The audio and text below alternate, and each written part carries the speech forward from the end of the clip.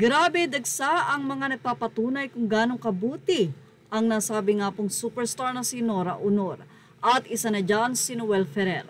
Narito ang kanyang kwento. Ang aking danas sa superstar. Alam ng lahat na Sharonian ako at dahil idol ni Shawi si Ate V, hinangaan ko si Ate V dahil idolo siya ni Mama at maliban sa sining, inayos ng megastar at star for all season ng kanilang mga buhay. Yan ang laging sinasabi ni Mama sa akin. Ngunit, hindi nawala ang paggalang at pagmamahal ko kay Ate Guy. Si Nora Aunor ang idolo ng tatay kong magaling umawit. Si Papa na siyang nagdadala sa akin noon sa Broadcast City para panuorin ang superstar. Since hindi ito tungkol kay Shawi o Ate V, fast forward tayo sa kung bakit noong paglaki ko, naging malapit ako kay Ate Guy. Nalaman kong nag-Ateneo rin pala ang ating superstar noong bagong co-ed pa lang ang campus namin.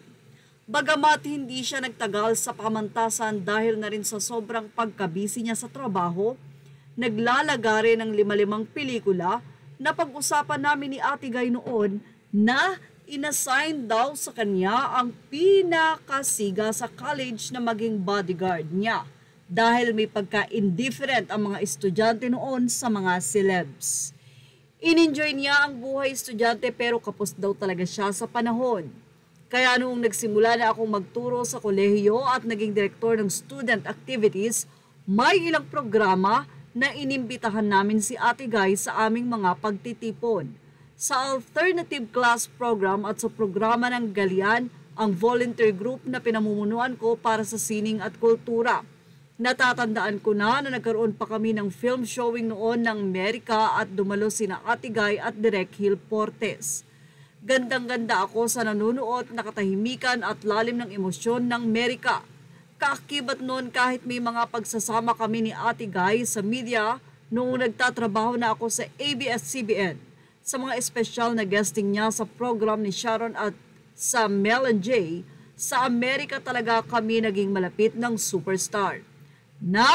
Kasama ko sina Judy Ann Santos at Ryan Agoncillo for a series of shows sa Filipino community na kasama si Ate Guy mismo.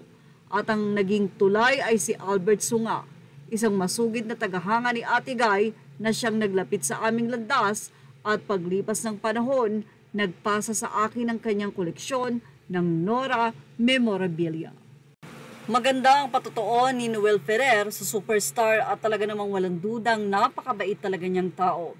Pero sa isang banda ay napansin natin na tila na real talk nga dito ang superstar na si Nora dahil talagang medyo nalihis ng landas ang superstar at matagal siyang nawala sa nasabi nga pong career na kanyang minamahal.